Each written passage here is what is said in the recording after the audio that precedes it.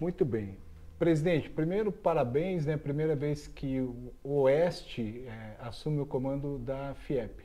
Qual é o sentimento nesse momento, já que está aí prestes a assumir a presidência a partir do dia 1º de outubro?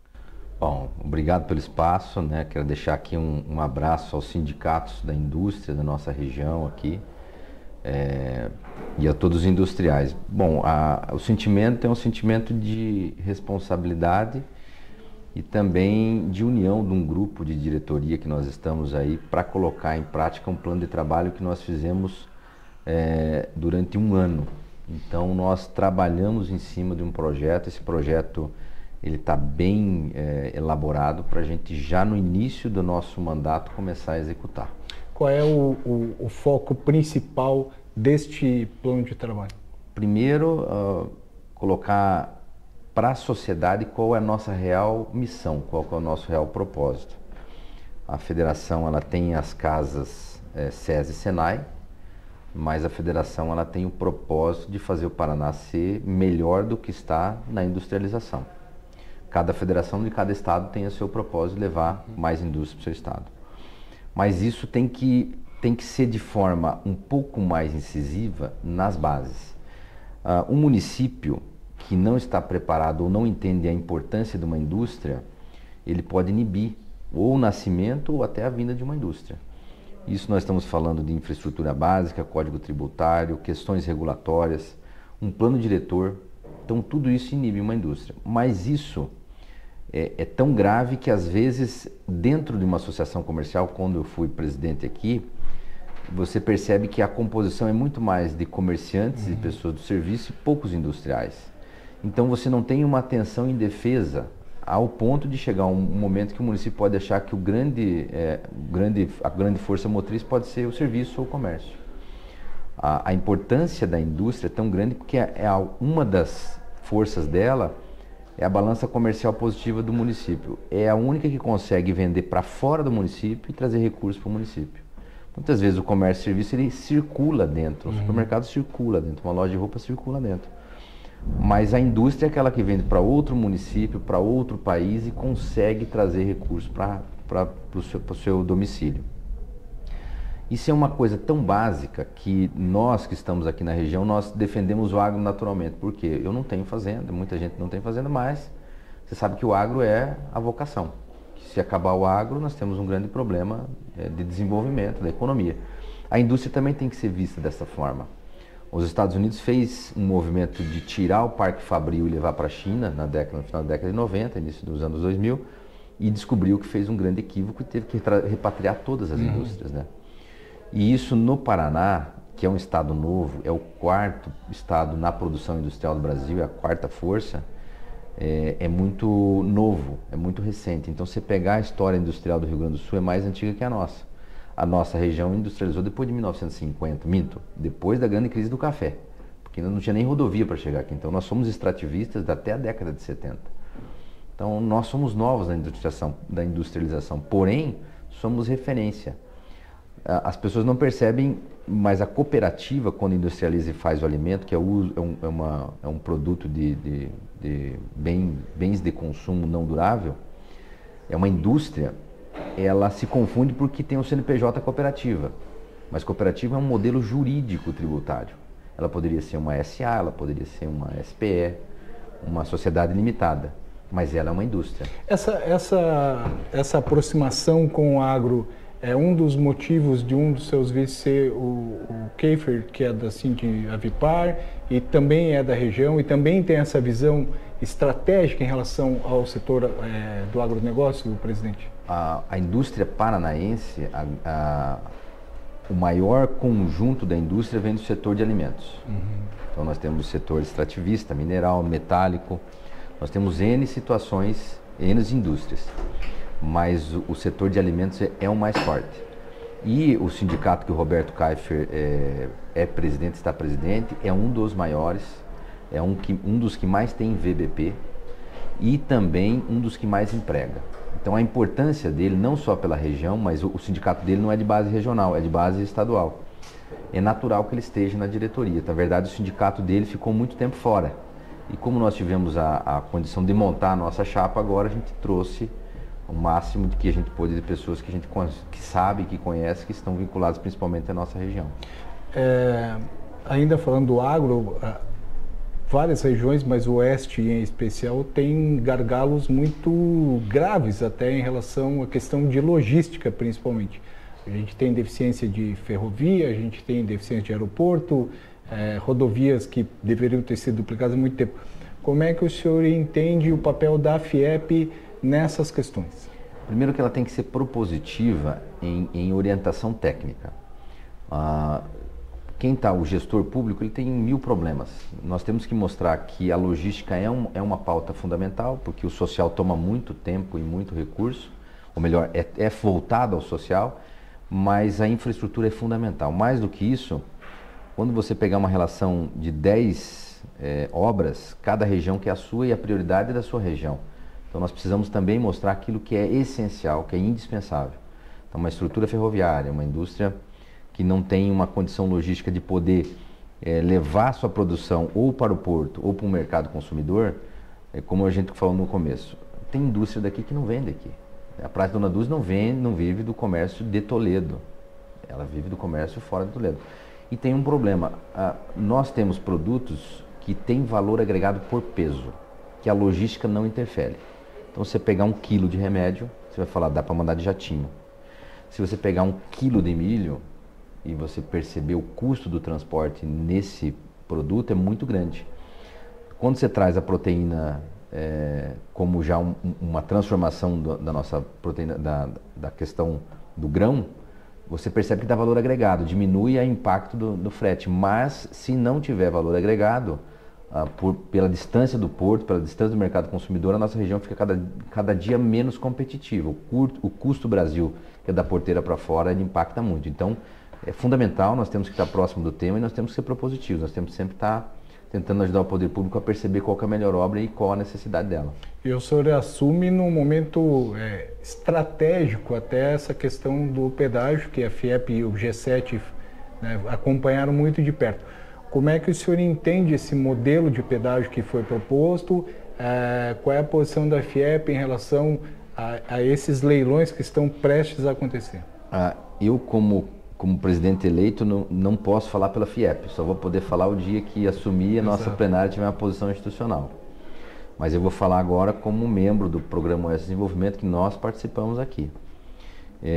O modelo nós ajudamos, contribuímos neste modelo, né? E a nossa região foi uma das que mais, na verdade, reivindicou posições de não ter outorga, que levaria recursos para fora, e também lutamos contra uma curva de aporte que estava muito agressiva. O modelo está aí, eu acho que o modelo é exemplo para o Brasil. Mas esse modelo não quer dizer que ele interfira no momento econômico, na vontade das concessionárias, na carga de obras que tem em cada trecho. Então, algumas coisas podem interferir no sucesso ou no sucesso do leilão, já não tem nada a ver mais com o modelo.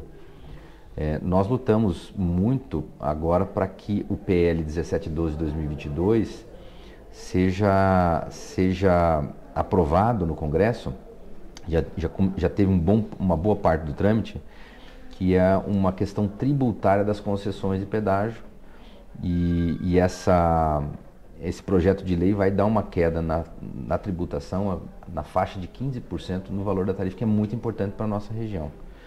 15% reflete em muitas obras e em viabilidade de logística, né? Eficiência logística. A questão de tempo, nós estávamos preocupados na nossa região com a descida da serra. Lá teve muito problema, desbarrancamento, quedas e barreiras, mas nós também entendemos que em algum momento tem que ter, né, a sequência dos lotes. Mas na economia, quanto menor a taxa Selic, melhor para se fazer o leilão. Nós percebemos que agora está diminuindo, a taxa interna de retorno do projeto melhora muito aos olhos do investidor. Acredito que entre este ano e o ano que vem a nossa região seja contemplada. Em relação, já que o senhor entrou nessa questão econômica, em relação à reforma tributária, que ainda depende de sanção no Senado, há muita discussão. Como é que o senhor vê o impacto para o setor industrial especificamente? A reforma tributária, ela tem um argumento que é para equilibrar a estrutura tributária, comércio, serviço e indústria. A indústria, ela não pode ser tributada da forma que está hoje, porque ela perde competitividade. Lembrando que nós sempre buscamos um mercado que não necessariamente está no domicílio da indústria, e principalmente os mercados de fora. Então, há uma distorção na questão tributária industrial. Porém, a nossa luta pela reforma tributária significa simplificar e diminuir tributo. Então, simplificar, ok, vai ter um imposto único, mas vai reduzir, essa é a nossa preocupação. Então, agora o acompanhamento dessa desenrolar no Senado, e a alíquota, aquelas que estão falando, ela é muito alta. E quando você pega setor por setor no Paraná, e aí nós temos que pensar como Federação das Indústrias do Paraná. Se talvez a indústria de São Paulo vai ser mais beneficiada, nós temos que lutar pela indústria do Paraná. A princípio, parece-me que não tem esse benefício todo. Então, nós entrando na federação, lá 1º de outubro, nós já temos um planejamento de olhar setor por setor, para ver o impacto direto em cada setor e aí entender de que forma se posicionar. Indiferente, nós temos que lutar pela menor tarifa possível. Nós acreditamos que a reforma administrativa deveria vir antes. Não está tendo uma contrapartida da estrutura governamental falando em reduzir um pouco o gasto público, porque é difícil, você não consegue alimentar essa máquina toda. Então isso também nos preocupa muito. Saindo um pouco do Edson empresário para o Edson cidadão, como é que está sendo esse momento de preparação familiar até para assumir um cargo de tamanha importância junto ao Estado, apesar de o senhor já ter muita experiência em cargos de entidades? Pouco se falou da campanha, mas a campanha ela correu de forma, vamos dizer assim, interna por muito tempo. Então a preparação já veio acontecendo, nós já estamos com um planejamento bem adequado para se passar. Você vem preparando a família, claro que tem um impacto, muda, vou ter que morar lá em Curitiba durante o mandato, mas é uma coisa já que estava no planejamento.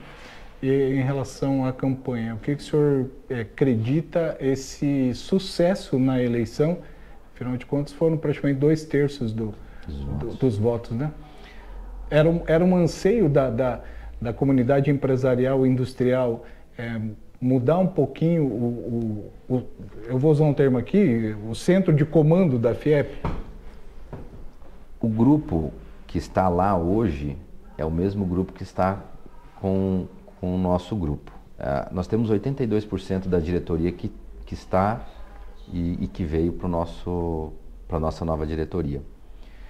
Mas essa diretoria percebia que nós precisávamos ter uma presença mais robusta para representar, principalmente no interior. A FIEP, ela de alguma forma deixou de estar mais presente no interior e nós tínhamos uma sinergia muito grande das expectativas. Eu acho que foi uma coisa natural, pelo menos para o nosso grupo, essa eleição era um processo natural. Essa reação que teve de ter uma chapa de oposição, até na nossa cabeça não teria chapa de oposição.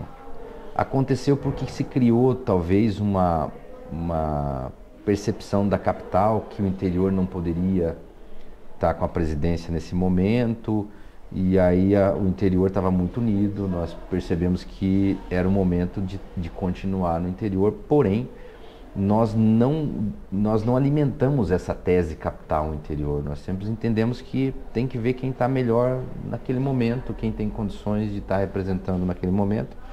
É um cargo de extrema relevância e dedicação integral, então você tem que ter a família, você tem que ter teus negócios, você tem que ter a tua saúde, a tua cabeça com condições para poder estar. Então não pode falar assim, é desta região ou daquela região. A pergunta é quem está. Tem condições de estar? Então nós estamos lutando e tentando preparar novas lideranças para que quando houver o processo sucessório a gente tenha a troca de bastão dentro de uma continuidade, não de continuismo, que é o que a gente tem muito aqui nas associações comerciais. Nas nossas associações comerciais nós temos uma continuidade de trabalho muito grande, mas sem continuismo. Para a gente encerrar, presidente, como é que o senhor vê o Paraná nesse novo cenário político, econômico, social, como é que o senhor avalia o momento do Paraná em todo esse contexto? O Paraná é um estado abençoado, né? Nós sabemos das responsabilidades da cobrança, nossa região aqui vive muito isso, até porque nós fizemos tudo sozinhos, não tínhamos o governo. Quem veio para cá veio na década de 50 e foi no Machado. Nós saímos do eixo de Londrina a Curitiba. Então nós sabemos da responsabilidade de cobrar. Porém, eu gosto muito de vestir a camisa do engajamento, o Programa Oeste de Desenvolvimento faz muito isso. E nós acreditarmos que a gente pode, um estado abençoado, que tem uma vocação muito grande do agro, que o mundo precisa. É muito difícil alguém falar assim, gerar um produto que concorre com esse, acabou esse canal. Nós temos tudo para crescer. O que nós precisamos? Achar as pessoas certas para os lugares corretos.